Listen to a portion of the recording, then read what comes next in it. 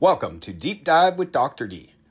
The entire goal of this podcast is to help you see that you have it within you to do amazing things. Hi, everyone, and welcome to the podcast. I said last week that I was going to shift gears and take a break from telling the story of my life, my childhood. If you haven't had an opportunity, you can go back and you can give a listen to the last 4 episodes have been about my childhood. And I just renamed them because I had the story of my childhood part 1, 2, 3, and 4. That was boring. So the first one in this series of 4 that talked about, or 3, sorry, that talked about my childhood was January 31st. I was born into chaos. And then 6 days ago, I released My Mom Marries My Uncle. Yeah, true story. And then Fridays, this last Fridays, was on my own at 15 years old. I moved out when I was 15 and a half. And then I stopped that one when I was in the military and I was just getting ready to come back stateside from Germany. But I am going to take a pause. I think next episode on Friday, I'll go back into my adulthood. I think if you're going to follow along with this podcast as it evolves and grows, it's good to know. I always like to say, it's good to know when I give my perspectives, because I'm going to talk about parenting today, I think. We'll see where it goes. It's good to know where I'm coming from when I give my views on things. I think that's good for anyone you choose to listen to, whether it's in a podcast or, on TV or on the radio, whatever it is, or in person if you go watch someone speak. I like to know, when someone's talking, where are they coming from? What's their life experience? What's their education? Are they a professional? I think we need to do more of that. A lot of people say that they're experts in areas, but are they? And does that mean if someone says they're an expert, does that mean that they have to have education only? No, I don't think education only makes someone an expert. Personally, I don't. I don't think just because someone has worked in a certain field for any length of time, does that make them an expert? Maybe. Life experience, that can be valuable. Alas, your kids are watching you. I say that when I give a lecture at an all-male inpatient treatment center. I say that there. And I say that to any group that I'm talking to, and I'm saying it to you. If you're a parent, your kids are watching you. And what do I mean when I say that? Well, they're watching how you behave in the world. They're watching how you are when you're behind closed doors. They're always listening. I think of my grandson Anthony. He lives with his dad full time, and he's always listening. Like I'll be on the phone with Anthony, and then Anthony will pop out of his room, all of a sudden, and act goofy. Their kids are always watching us, the adults in the room, and especially for you as a parent, your kids are watching you. I don't like a lot of what I'm seeing in our society right now in the realm of what the adults in the room are teaching our kids. Yeah. Politically, it's always name calling and putting people down and bashing the other side. Terrible. Like my wife owns a preschool, and she teaches, what do kids learn in preschool? They learn how to be kind to each other, how to play well, how to share, how to manage their emotions. A lot of it is social emotional learning. And I say, honey, maybe we should do a preschool for adults. I think there are a lot of adults who could really use an opportunity to go back to learning how to be kind to each other. Yeah, I'll just never forget this. I was in a local coffee shop I go to almost every day. Today was not one of those days. Weekends, sometimes I'll take a day off. But if you're in Ellensburg, go to Weiniger's Coffee and Creamery. They have the best ice cream in the world. Corey, here's a shout out for Weiniger's. They make it right here in Ellensburg. That was not a paid advertisement. I love Corey and his family. Corey's a good friend of mine. But I go in there daily, and I'll never forget going in once, and I'm in line, and in front of me is an adult. With them is a child. And you might have seen these sayings and these hoodies. It was on a hoodie, and on the back of the hoodie was a big middle finger. Big, like it's kind of skeleton type, like really tough looking middle finger. And it had some words with it. And the words were, "Fuck your feelings." And I just go, ooh, man, our kids are watching. Our kids are watching us, the adults, treat each other like garbage, right? Keyboard warriors I see this a lot. We all see this. I see people online. Online on social media is probably the worst place to have a debate. You don't see debates. You just see almost immediately name calling and putting people down and all of that. And now we see this in the public realm through things like people who wear hoodies that say, "Fuck your feelings." And our kids are watching. I see this too, and I get it. I'm going to try to explain this in a way that you can receive it from my point of view. I see it's a more recent trend that I've seen in the last decade-ish, a little less than. I'm raising lions, not sheep. Okay, well, what's the meaning behind that?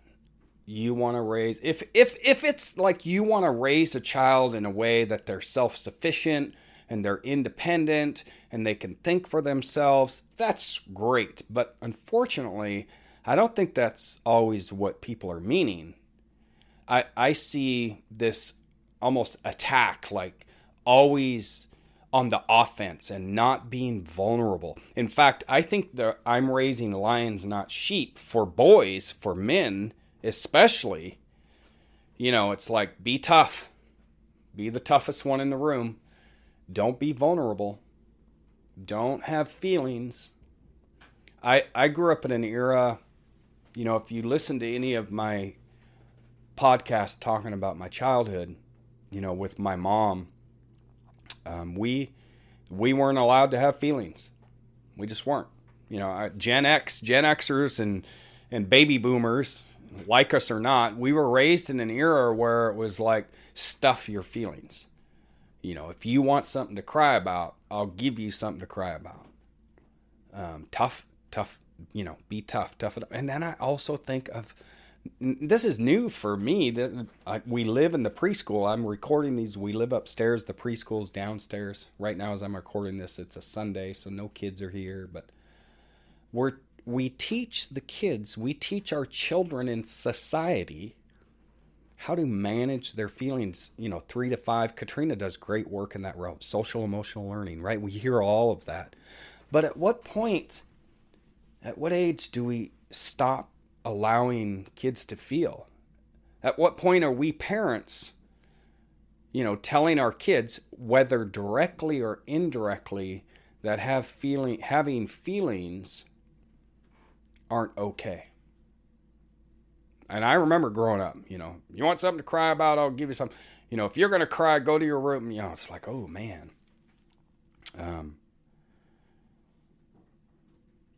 Our kids are watching us. Your kids are watching you. And so the do as I say, not as I do, which I don't hear a lot of parents saying that. Some do. And I think some of that, you get to do things as an adult that you don't get to do things as a kid. Like I'll go downstairs sometimes in the middle of the day, and I don't know why we don't let our kids do this, but I guess we want to teach them healthy eating habits. Yeah, that's probably it. But I'll eat ice cream in the middle of the day, and I'll think, man, yeah, this is what adulting's all about. Like if a child were to go do that, you can't eat ice cream in the middle of the day. But what I'm referring to when I say do as I say, not as I do, think of your behavior as an adult. Being mindful that your kids are watching, listening, and learning from you, even when you think they aren't. They are. They're observing our behavior, how we treat others in our circle of influence. You'll hear me talk about your circle of influence being critical to your success, right? The 4 or 5 people that you communicate with on a regular basis. Think about those people and how you interact with them. Think about how you interact, and your kids are watching, with people who you don't agree with their viewpoint on a thing. And this is where we go into politics here. It's either you're this or you're that, and I'm middle of the road. You can't put me in a box politically. I've lived enough of a life that you're not going to pigeonhole me into being highly conservative or highly liberal. I'm really middle of the road. I believe that we need some social services to help people. I believe in fiscal responsibility 100%, like taxes like crazy. Here you go. Let's bring back term limits. Let's do that. Here we go. Let's take big money out of politics. Let's go back to a time where someone is elected because of who they are or aren't, rather than how much money they can raise. Because that's how elections are won and lost. Did you know that the last 2 or 3 presidential election cycles have gone into the billions? Billions, and you see this on the news. It's how much money you have. That's how people get elected. And now what we're seeing, and our kids are watching, who can be the meanest? Who can be the most brutal toward their opponent? Who can, and they say it in people who agree with this mentality. Well, it needs to be said. Okay, things might need to be said, but can't we say things in a way that are respectful? Like, I laugh, I chuckle when I hear there's going to be a debate, right, during an election cycle. Oh, there's going to be a debate. We don't have debates anymore, friends. We don't have true debates anymore. Think about it. It's either a very orchestrated forum, right? Sometimes they actually call it a forum, but they'll call it a debate, where there are predefined questions, right? And each side answers the question. A true debate, where civil discourse is in place, is where the opponents talk to each other, they share their opposing viewpoints, but they do it in a respectful manner. What happened to that?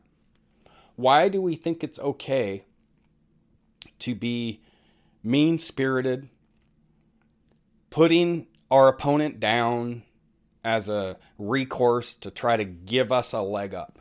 Our kids are watching. Our kids are learning. Who you are as an individual is who you are creating with your child. I very much value, as a grandparent now, I talk to the boys about being respectful of each other, about being kind when we're out in the world, about saying please and thank you. No, we say this to kids in schools. No name calling.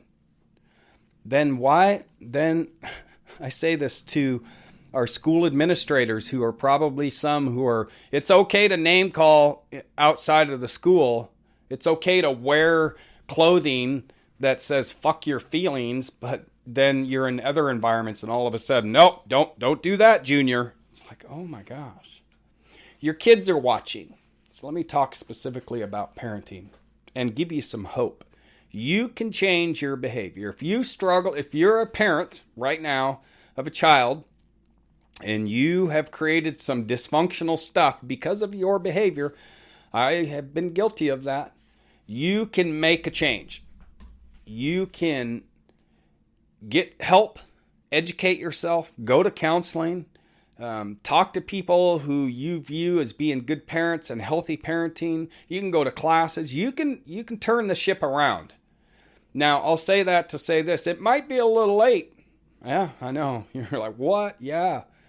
Because once a kid's, if I look at my life, my crazy wild ride of a childhood, when Johnny had died and mom remarried again, I was 12, 13 years old.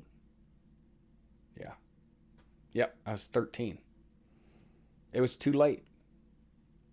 It was too late. Now, if you have a teenager and you've created dysfunction in their life, I'm going to say this because I'm a hope dealer. It's still not too late. It might take more work on your part, right? You have to take ownership for your part in the dysfunctional behavior and make change. Be vulnerable, right? Like I said, go to a counselor, go to a parenting class. And parenting can be a really isolating thing because we think we have to do it perfectly. And I'm glad I remembered to say this. You don't have to be perfect.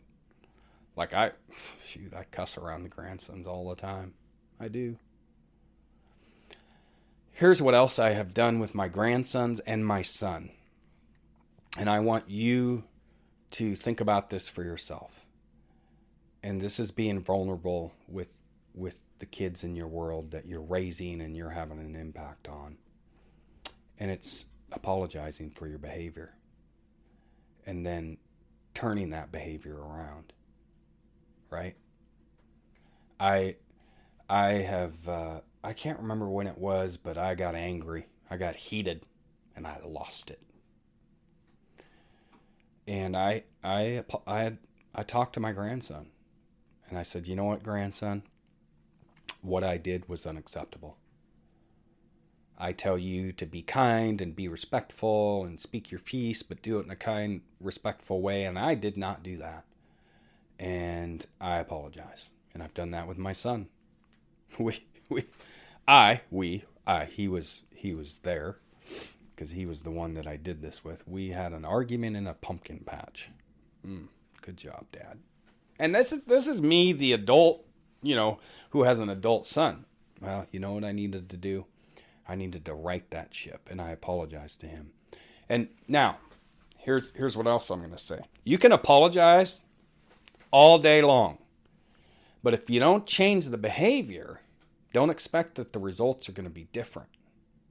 I'm certain my mom, with all the crazy that we had, I'm certain she didn't want that for us.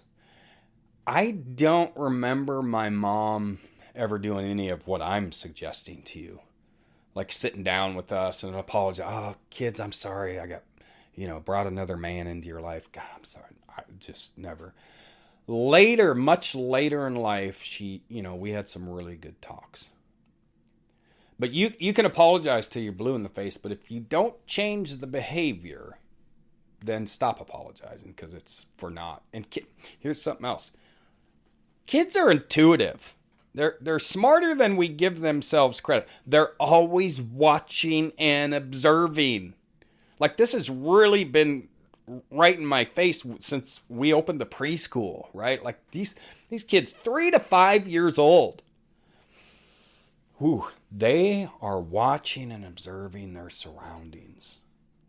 Like some, you have to really be looking for it because you'd be like, no, they're not. No, they're listening and they're watching. That's how we learn as humans. That's how we evolve as humans. We watch, we listen, we observe, and then we start mimicking that behavior from which we've learned from our parents. So is it any surprise next on a Friday, I'll go back into the story of my life. I'll go into my adult years, my first marriage. Okay. Is it any surprise? We can't be surprised as adults if our kids grow into adults and start repeating that same behavior that we've taught them, that we may not want for them. We hope to God that doesn't happen for them. But if that's what you've taught them, you then can't be surprised that they repeat it.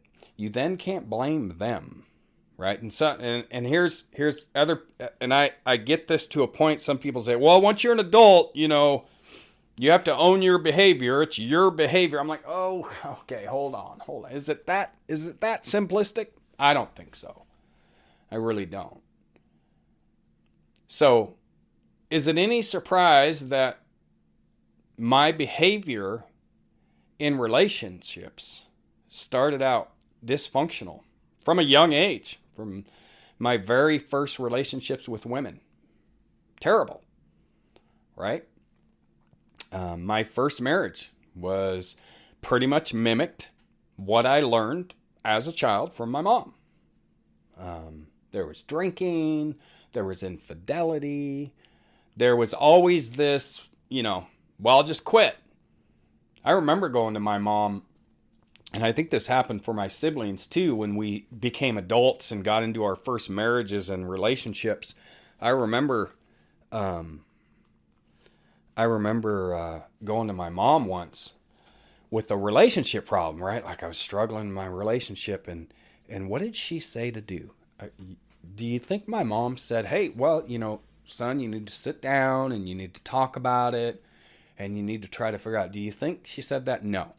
Do you think my mom said, well, maybe you guys should consider going to counseling? No. Well, do you think my mom, this is great. Do you think my mom said, well, son, what's your part in it? What's the behavior that you're doing that maybe? No.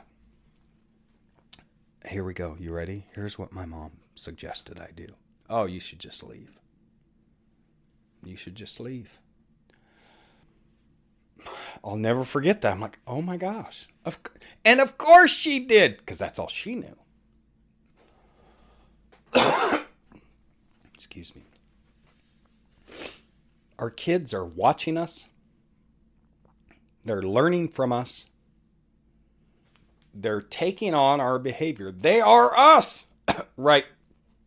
And excuse me, I have a little bit of a cold, but I wanted to get this recorded, so I might just cut this off here soon because my voice is getting upset.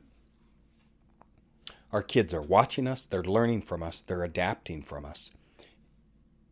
And they will become us. Like, oh, that's what I was going to say. Your kid looks like you because of, right, genes. You will imprint. This is why you see cycles of addiction and domestic violence and behaviors, generational cycles of behavior, because it gets burned into our genes. Yeah. So here's the hope, and then I'm done. You can turn this around. I am just one example of many who have been able to break generational cycles of addiction, break generational cycles of dysfunction, right? I think of my son, and I hope he listens to this one. I am so proud of my son, he's been single for a while by choice. Yeah. He could easily. He's a good-looking guy. He's got a job. He's got, he would just, I don't have, I've got, whatever. He's a good man. He's a good catch, but he chooses to stay single to take care of his son who lives with him full time. He's been sober. He'll have 11 years in May. I'll celebrate 18 years next month. My grandsons, his sons, have never seen their grandfather in active addiction. Never. Anthony was a toddler.